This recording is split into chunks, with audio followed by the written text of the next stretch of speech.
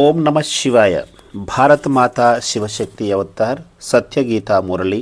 తేదీ 16/12/2025. ప్రభాత పాఠము. పూర్వ తేదీ 8/7/1968. మధురమైన పిల్లలు రాధాకృష్ణులే స్వయంవరం తర్వాత లక్ష్మీ నారాయణులుగా అవుతారు. వారినే విష్ణువుగా పిలుస్తారు. ఈ చిత్రపటం గురించి అందరికి తెలుసు, కానీ దాని అర్థం మాత్రం ఎవరికి తెలియదు. రాధాకృష్ణులే లక్ష్మీనారాయణులని ఎవరు తెలుసుకోలేదు. ఇవన్నీ కూడా ఇప్పుడు మీరు తెలుసుకుంటున్నారు. ఆత్మీయ తండ్రి కూర్చొని ఆత్మీయ పిల్లలకు తెలియచేస్తున్నారు. ఇవన్నీ కూడా విశాలమైన తండ్రి పిల్లలకు తెలియచేస్తున్నారు. స్వయాన్ని ఆత్మగా భావించండి అని తండ్రి క్షణక్షణము ఎందుకు చెప్పాల్సి వస్తోంది అంటే, ఎవరి బుద్ధి అయితే బయట తిరుగుతూ ఉంటుందో ఈ మాట వినగానే వారి చంచలత్వము సమాప్తమైపోతుంది.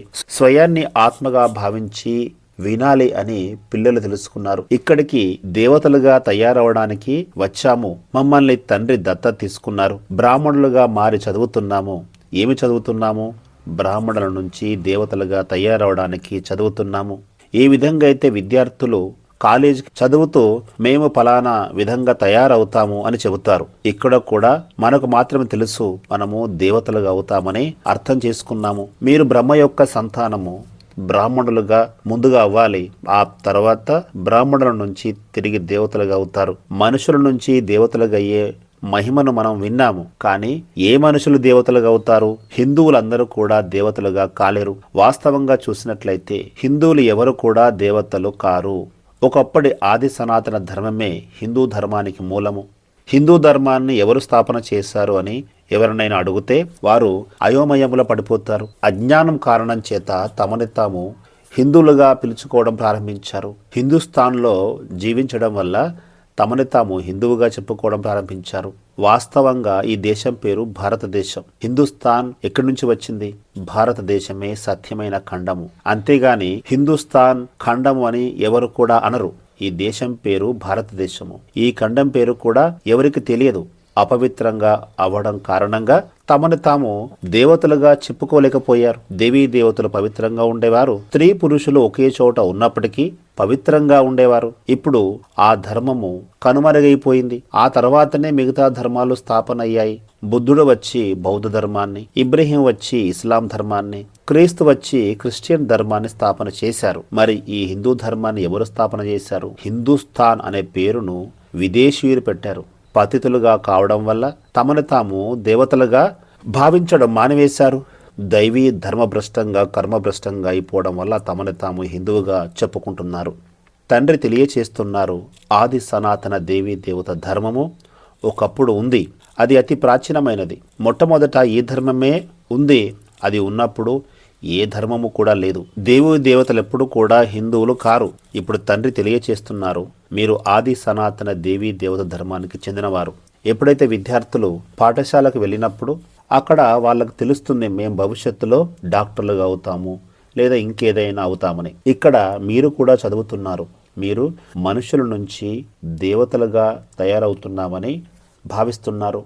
ఇప్పుడు మీరు బ్రహ్మ యొక్క దత్తత సంతానం. బ్రాహ్మణులుగా అయిపోయారు.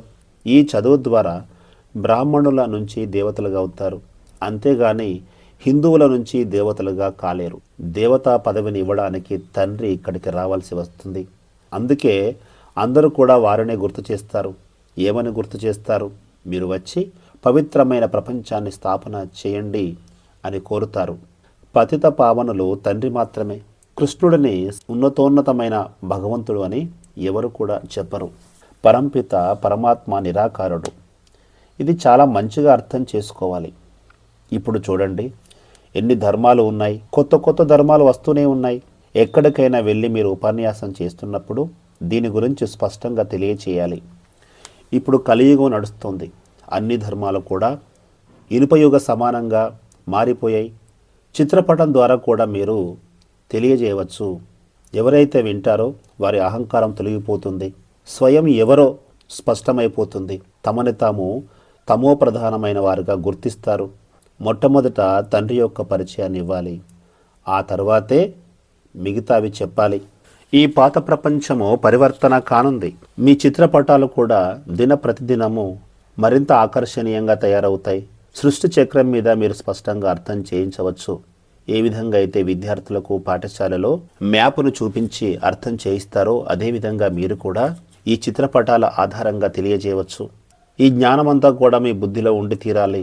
సత్యయుగము కలియుగంకు సంబంధించిన చిత్రాలు కూడా ఉన్నాయి. కొత్త ప్రపంచం పాత ప్రపంచంకు సంబంధించిన చిత్రపటాలు కూడా ఉన్నాయి. మనం ఇప్పుడు పురుషోత్తమ సంగమ యుగంలో ఉన్నాము. ఈ పాత ప్రపంచము వినాశనం జరుగుతుంది. ఒకే ఒక ఆది సనాతన దేవీ దేవత ధర్మం స్థాపన అవుతుంది.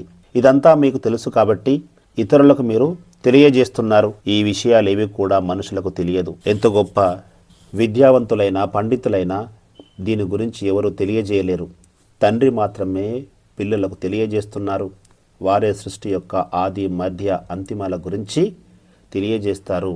అంతే తప్ప మిగతా వారెవరికి దీని గురించి తెలియదు. మీరు ఆది సనాతన దేవీ దేవత ధర్మానికి చెందినవారు. హిందూ ధర్మం అనేది లేనేలేదు. ఏ విధంగానైతే సన్యాస ధర్మానికి చెందినవారు బ్రహ్మ మహాతత్వాన్ని ఈశ్వరునిగా భావించడం జరిగిందో అదేవిధంగా హిందుస్థాన్లో ఉండేవారు తమని తాము హిందువులుగా చెప్పుకొని కొనసాగుతున్నారు. దేవీ దేవత అనేది చాలా ఉన్నతమైన పేరు. దైవీ గుణాలు కలిగిన వారినే దేవీ దేవతలు అని అంటారు. బాహ్య ప్రపంచంలో వీరిలో దైవీ గుణాలు ఉన్నాయని మనం అంటూ ఉంటాం కదా. దైవీ గుణాలు గలవారే దేవతలుగా అవుతారు. పెద్ద పెద్ద పండితులు కావచ్చు, వారు సంస్కృతాన్ని అవపోసన పట్టి ఉండవచ్చు. కానీ ఆది సనాతన దేవీ దేవత ధర్మం గురించి వారికి ఏమీ తెలియదు. మాట మాత్రంగా అంటారు శివ పరమాత్మ అని. కానీ వారి యొక్క కర్తవ్యం ఏమిటి? ఎందుకు వారిని అలా పిలుస్తారు? వారికి ఏమీ తెలియదు. కృష్ణుడు విష్ణువు గురించి కూడా మాట్లాడతారు. కానీ రాధాకృష్ణులే లక్ష్మీనారాయణులు అవుతారని వారికి తెలియదు. ఆ లక్ష్మీనారాయణుల కంబైన్డ్ స్వరూపమే విష్ణువుగా పిలుస్తారని కూడా తెలియదు. ఈ విషయాలు ఇప్పుడు మీరు తెలుసుకున్నారు. రాధాకృష్ణులు స్వయంవరం తర్వాత లక్ష్మీనారాయణులుగా అవుతారు. వారినే విష్ణువుగా పిలుస్తారు. చిత్రపటాన్ని మనుషులు చూసినప్పటికీ దీని గురించి ఎవరికి తెలియదు. పిల్లలైన మీకు తండ్రి ఇప్పుడు కూర్చొని తెలియచేస్తున్నారు. పరంపిత పరమాత్మ తండ్రిని అందరూ గుర్తు చేస్తారు. హో భగవంతుడా అని పిలువని వారు ఎవరైనా ఉన్నారా? ఆ మహిమ అంతా కూడా నిరాకారుడికే చెందుతుంది. నిరాకారుడు అంటే ఏమిటో కూడా అర్థం చేసుకోలేరు. ఎంతో అయోమయముల పడిపోతారు. చెప్పాలంటే తెలివిహీనులుగా అయిపోయారు. మనం కూడా మొదట్లో తెలివిహీనులాగానే ఉన్నాము. మనకేమీ తెలిసేది కాదు. భగవంతుడిని జంతువుల్లో రాళ్లల్లో రప్పల్లో ఉన్నారని చెప్పాము. ఈ చదవక మునుపు మీ బుద్ధి రాతి సమానంగా ఉండేది. విద్యార్థులు సరిగా చదవకపోతే టీచర్ ఏమంటారు? రాతి బుద్ధి అని అంటారు కదా. ఇప్పుడు మీ బుద్ధి పారస బుద్ధిగా మారిపోయింది. ఈ జ్ఞానమంతా కూడా భారతీయుల కొరకే. ఇది విదేశీయుల కొరకు కాదు. అందువల్ల వారి గురించి ఆలోచించవలసిన అవసరం లేదు. వారు వెనకాల వస్తారు. వారితో మీకు ఎలాంటి సంబంధం లేదు. వెనుకాల వచ్చినప్పటికీ వాళ్ళ యొక్క జనసంఖ్య వృద్ధి జరుగుతుంది. ఆ తర్వాత ఖండాలు కూడా పెరుగుతూ వచ్చాయి. స్వర్గంలో మాత్రము భారత ఖండము తప్ప మరే ఖండము కూడా ఉండదు. ఇప్పుడు ఆ ధర్మము కనుమరుగైపోయింది. మిగతా ధర్మాలన్నీ కూడా ఉన్నాయి. దీనికి ఉదాహరణగా మర్రి వృక్షాన్ని చెప్పవచ్చు. ఆది సనాతన దేవీ దేవత ధర్మము అనేది ఫౌండేషన్. అది పూర్తిగా కనుమరుగైపోయింది. మిగతా వృక్షం మాత్రం మిగిలిపోయింది.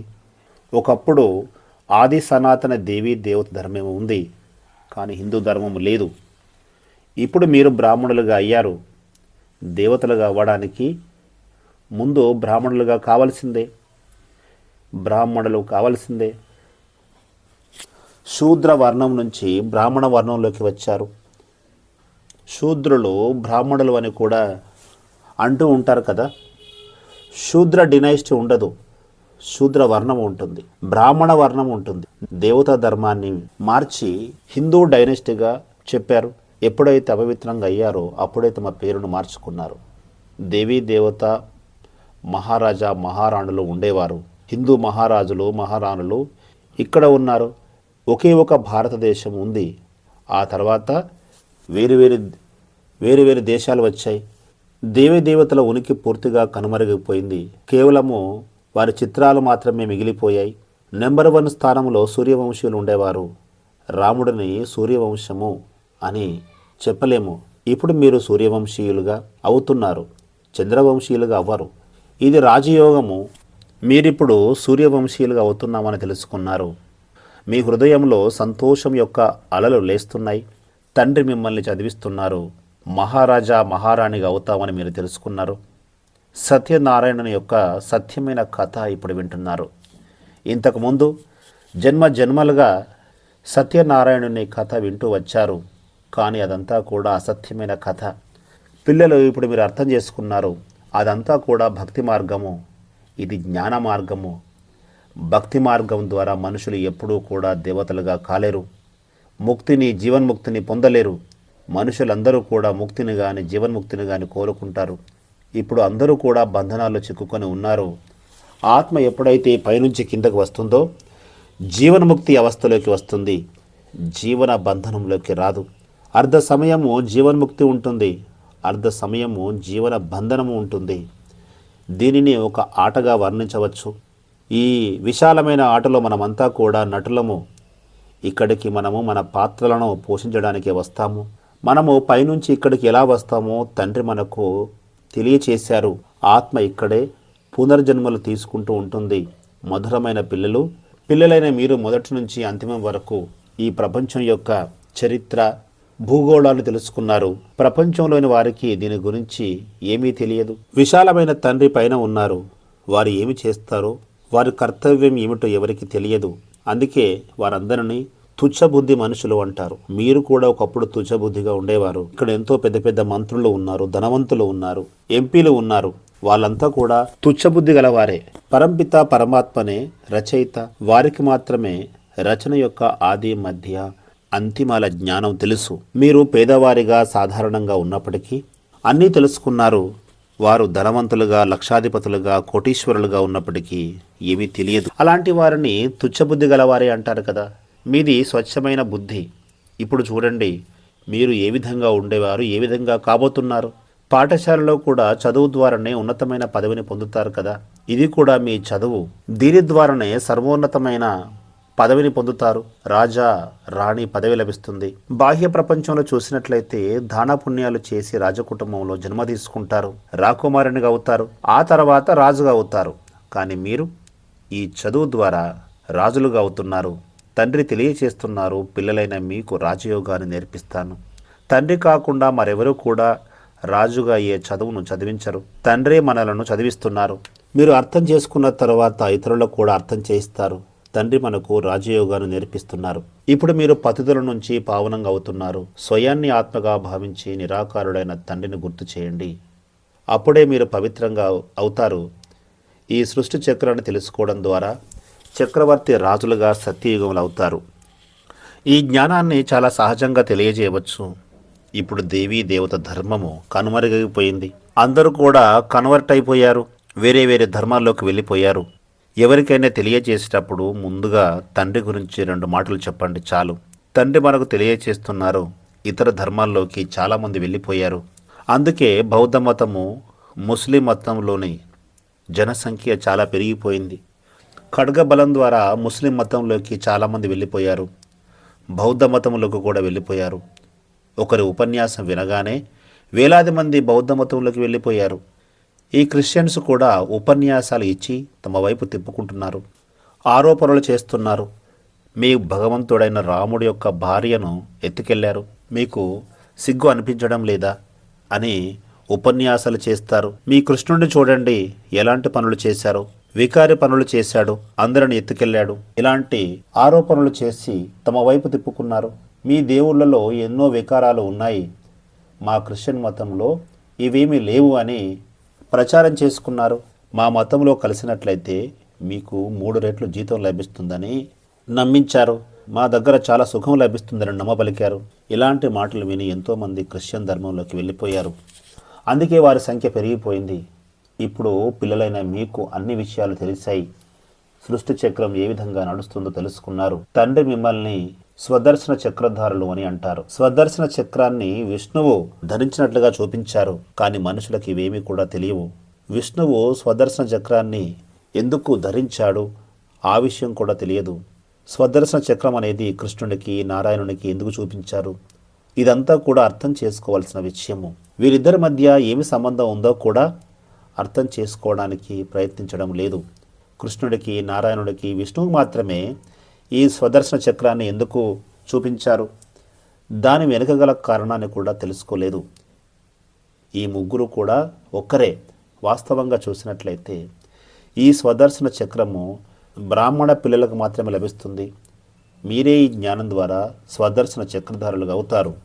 అంతేగాని స్వదర్శన చక్రం ద్వారా ఎవరిని చంపడం కానీ లేదా నరకడం కానీ జరగదు. ఇదంతా కూడా జ్ఞానానికి సంబంధించిన విషయాలు. ఎంతగా మీరు స్వదర్శన చక్రాన్ని జ్ఞానాన్ని మననం చేస్తూ ఉంటారో అంతగా మీ పాపాలు భస్మం అవుతాయి. అంతేగాని ఇక్కడ ఎవరి తలను తీసివేయడం అనేది జరగదు. ఈ చక్రము హింసకు సంబంధించినది కాదు. మీరు ఈ చక్రం ద్వారా అహింసకులుగా అవుతారు. ఎక్కడి మాటను ఎక్కడికి తీసుకువెళ్లారో చూడండి. తండ్రి తప్ప ఈ విషయాలను మరెవరు కూడా అర్థం చేయించలేరు. ఓ మధురాతి మధురమైన పిల్లలారా, ఇదంతా విని మీరు అపారమైన సంతోషంలో ఉండాలి.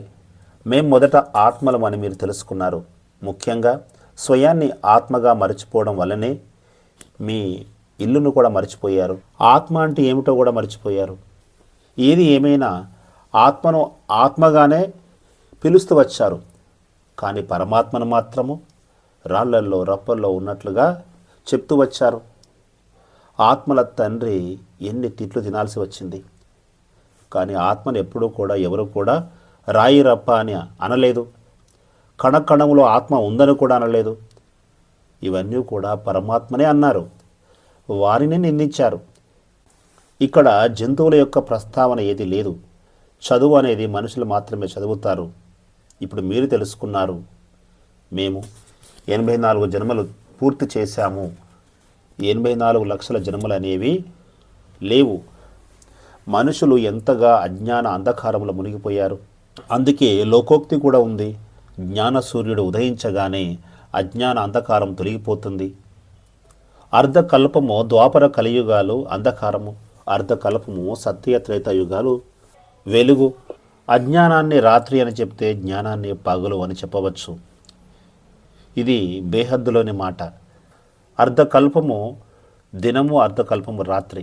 అజ్ఞాన కాలంలో ఎన్నో దెబ్బలు తినవలసి ఉంటుంది. తప్పిపోయి తిరగడం జరుగుతుంది. ఎవరైతే పాఠశాలలో చదువుతారో వారు ఎక్కడికి తిరగవలసిన అవసరం లేదు. సత్సంగాల్లో మనుషులు ఎంతగా తప్పిపోయి తిరుగుతున్నారు. అక్కడి నుంచి ఏమీ లభించదు, పోగా ఇంకా నష్టమే జరుగుతుంది. అందుకే దానిని తప్పిపోవడం అనే అంటారు. అలా తప్పిపోయి మీ ఆస్తులు అంతస్తులు అన్నింటిని కూడా పోగొట్టుకున్నారు. పూర్తిగా పేదవారిగా మారిపోయారు. ఈ చదువు ద్వారానే మీరు లాభాన్ని పొందుతారు. బ్రాహ్మణులుగా అవ్వడం అంటే లాభాన్ని పొందడం అని పిల్లలు తెలుసుకున్నారు. బ్రాహ్మణులే స్వర్గవాసులుగా అవుతారు. ఇక్కడికి వచ్చిన వారందరూ కూడా స్వర్గవాసులు అవుతారు. కానీ పురుషార్థం ఆధారంగా పదవిలో తారతమ్యం ఉంటుంది. మంచిది. ఆత్మీయ పిల్లలకు ప్రియ స్మృతులు నమస్తే. వరదానము: సదా సుఖ స్వరూప భవ. ఇతరుల దుఃఖాలు వింటూ మీలో దుఃఖము కలగకూడదు. ఎందుకంటే ఇది దుఃఖం యొక్క ప్రపంచము. మీ కొరకు దుఃఖము సమాప్తమైపోయింది. ఉన్నతమైన స్థితికి వెళ్ళే యుగమి ఇది. ఎల్లప్పుడూ మిమ్మల్ని మీరు సుఖ స్వరూపంలో ఉన్నట్లుగా భావించండి. మాట్లాడితే సుఖము గురించే మాట్లాడాలి. ఆలోచిస్తే సుఖము గురించే ఆలోచించాలి. చూస్తున్నట్లయితే సుఖ స్వరూపంలోనే ఆత్మను చూడాలి. ఇలాంటి అభ్యాసం చేయాల్సి ఉంది. ఏ విధంగా అయితే సత్యయుగంలో దేవతలకు దుఃఖం అంటే ఏమిటో తెలియదు, ఆ విధంగా మీరు సంస్కారాన్ని తయారు చేసుకోవాలి. సదా ఇలాంటి సంస్కారాన్ని ధారణ చేయండి. ఓం నమః శివాయ.